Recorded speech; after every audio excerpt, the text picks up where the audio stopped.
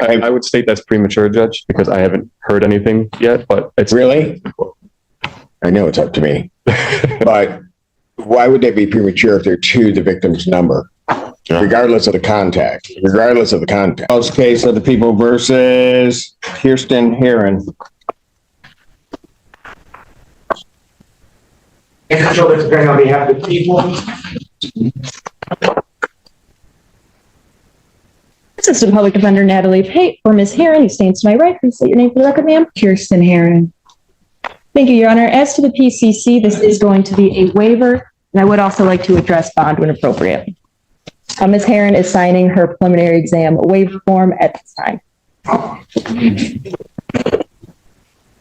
Ma'am, it's correct you want to waive your right to have a preliminary examination? You understand the preliminary examination is a proceeding where the people would have to show by probable cause that the offenses alleged were committed and that you committed them? Yes. And you understand you'll not have that hearing, you'll proceed to circuit court for further resolution? Yes. People also waive their right. Preliminary examination having been waived, defendant is bound over to circuit court on counts 1 through 4 with 5 following. Thank you, Your Honor. We acknowledge receipt of the information, or waive any further reading, and ask that my client stand mute. Defendant having waived former reading standing mute. Court will enter a not guilty plea. Pre-trial will be set for June 3rd at 1:30 before Judge Slay Monday. June 3rd, 2024, 1:30, Slay Monday. As to bond, briefly. Thank you, Your Honor. As Your Honor is aware, Ms. Heron was last in front of you last week for probable cause conference, at which time she was remanded for her bond violation. The underlying bond violation was that she had picked up a new charge out of Ohio. She has served 7 days on that bond violation, and we are respectfully requesting that you consider releasing her again today on the previous bond with the previously imposed bond conditions, including the GPS tracking tether. Prior to this bond violation but the violation that you picked up in Ohio was the same type of behavior that we have here, which was assaulted. It is correct that it is a similar charge, Doctor, yes. Outside of that bond violation, she has otherwise been compliant on bond standing.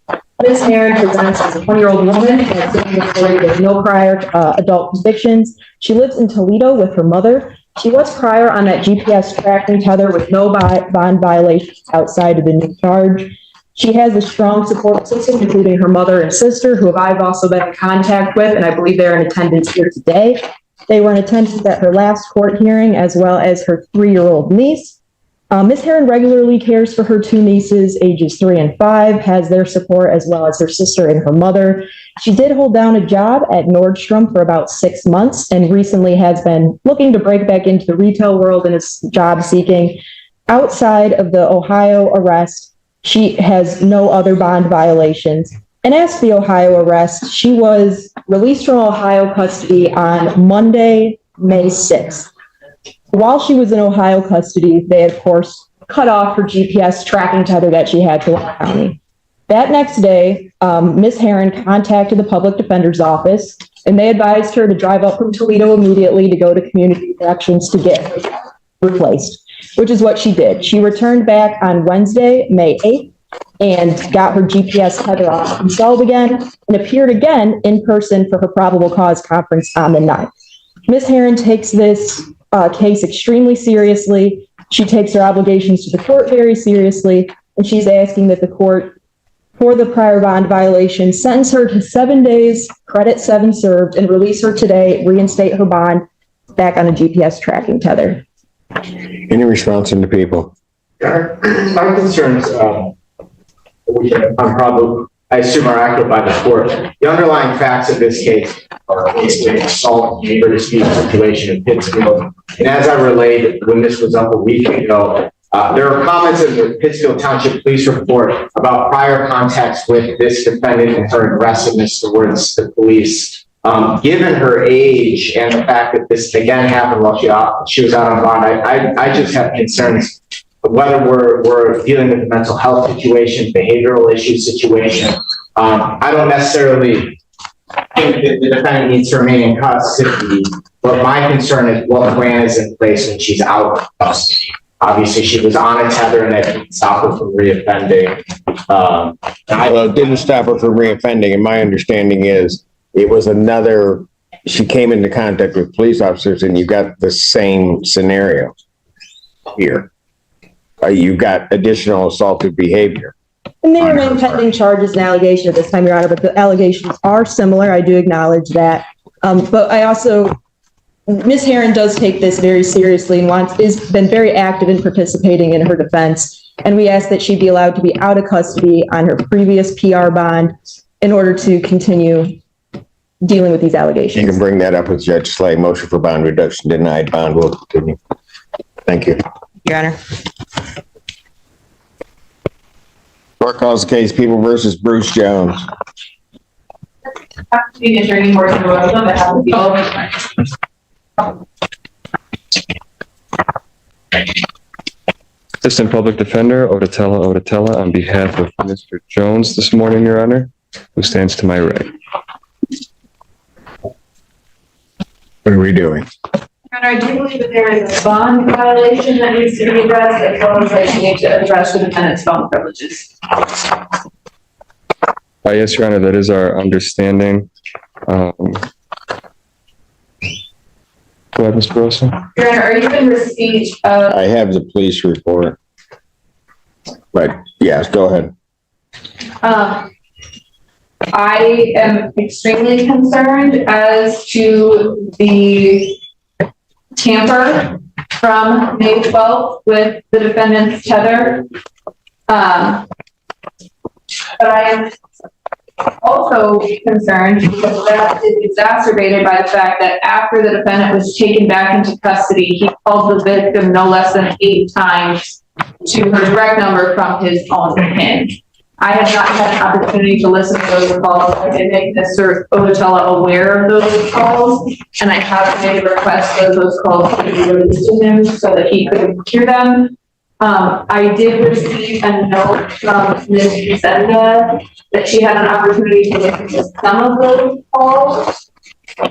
And it is a lot of conversation about the tether, not charging it, not understanding what's going on, and the victim asking why this was happening and why he did this to her. At this point, he was taken into custody after an arraignment, after a bond violation, after he was well aware of the no contact and continued to contact. And I think at this point, his bond currently being set at $5,000 with a 10% privilege is grossly inappropriate. That's not where it is right now. It's been denied, but yeah, but go ahead. Anything you want to say? Well, let me just make sure the phone calls occurred after he was brought in for the bond violation. There were more phone calls. From May 12th at 8:24, May 12th at 13:50, May 12th at 13:59, May 12th at 18:45, May 12th at 18:54, May 13th at 15:15, May 14th at 18:17, and May 14th at 19:58. I did not check again after probably about 2 p.m. yesterday, so there could have been more, but as of yesterday at about 2 p.m., that was the last tally that I Address that.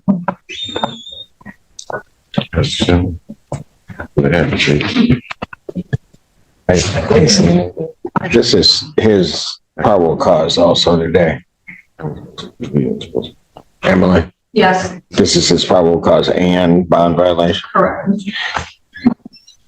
Well, during the bond violation as well as the probable cause, May 23rd, 2024, 9 a.m.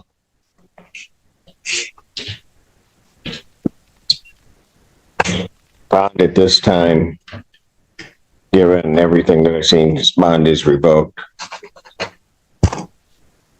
Can we revoke his phone privileges as well?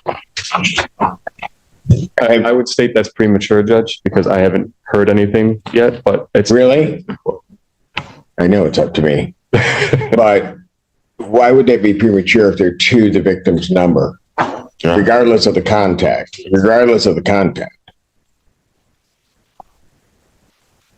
I leave it to the court, Your Honor. I'm just advocating for the client.